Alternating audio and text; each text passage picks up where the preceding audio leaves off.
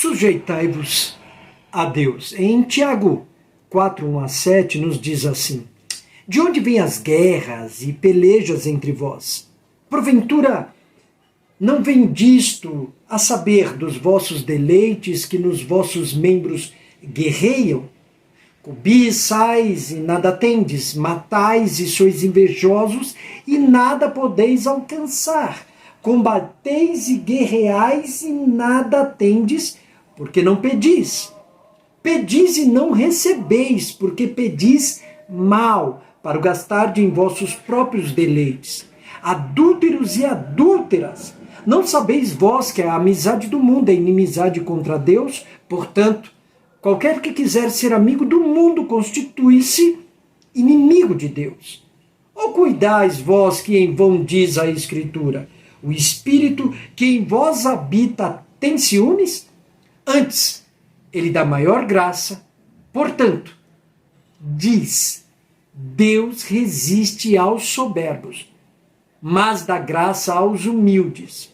Sujeitai-vos, pois, a Deus. Resisti ao diabo e ele fugirá de vós. Vejamos algumas razões pelas quais é muito importante cumprir o mandamento sujeitai-vos. Primeiro, nossas luxúrias.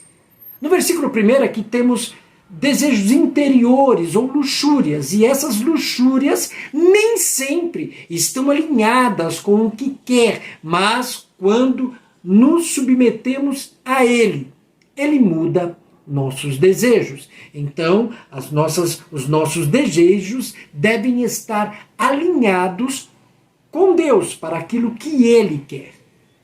Segundo, nossos próprios desejos. No versículo 2 é que temos conflitos com os outros, porque nossos próprios desejos se encontram em oposição aos dos outros, onde surgem, então, os conflitos. Por exemplo, eu quero gastar meu tempo fazendo algo, mas a outra pessoa, um cônjuge, um filho, um colega de trabalho, tem outras ideias. Quando me submeto a Deus e quando a outra pessoa também se submete a Deus, ambos somos colocados no caminho certo e no mesmo caminho. Nesse ponto, os conflitos desaparecem. Sujeitai-vos a Deus. Nossas orações não são respondidas. 3. A razão pela qual devemos nos submeter a Deus, no versículo 3, é que temos orações não respondidas. Apesar da Bíblia afirmar que podemos pedir o que queremos, muitas vezes não conseguimos. Por quê? Porque pedimos errado. Pedimos coisas que nos satisfazem no lugar de pedir coisas que realizem a vontade de Deus. Quando nós nos submetemos a Deus, acabamos pedindo coisas que lhe agradam. E ele sempre responde esse tipo de oração. 1 João 5,14 diz assim: e esta é a confiança que temos nele, que se pedirmos alguma coisa segundo a sua vontade, ele nos ouve. 4. Mundanismo. O versículo 4 nos diz que devemos nos sujeitar a Deus e nos submeter a Deus porque lutamos contra o mundanismo. A amizade com o mundo, o sistema de governo de Satanás, é realmente inimizade com Deus e nos faz cometer adultério espiritual. Então, quando me submeto às vontades e desejos de Deus, fico mais distante do mundanismo. Então, sujeitai-vos a Deus. 5. Nossa luta interior. A quinta razão, ela é parecida com a primeira, mas devemos observar que o ciúme é descrito como algo negativo em toda a Escritura. Jamais podemos achar que Deus tenha tal sentimento. Então, os ciúmes aqui é o espírito do homem que deseja aquilo que é santo, enquanto a carne deseja o que é pecaminoso. Por isso temos uma luta interna, encontrada no versículo 5.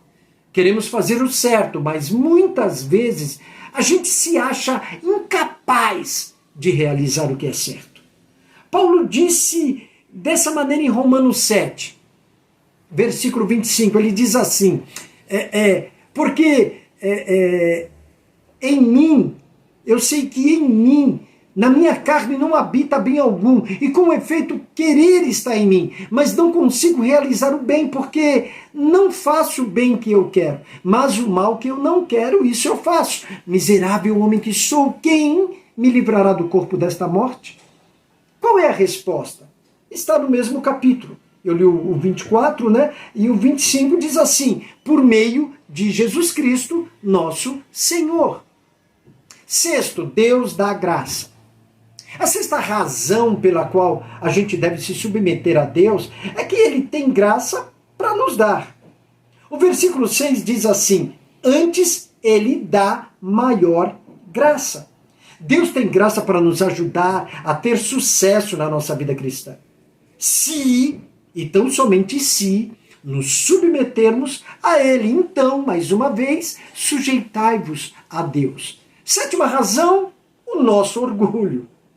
A sétima razão para se sujeitar a Deus é causada por conhecimento do modo como Deus se sente em relação ao orgulho e humildade.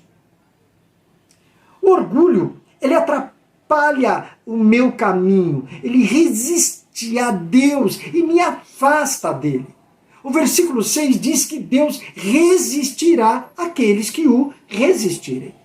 Mas a humildade é me colocar abaixo dele, submisso a ele. O que temos quando nos humilhamos? O versículo 6 diz graça, e o versículo 10 diz que ele nos levará para onde deveríamos estar.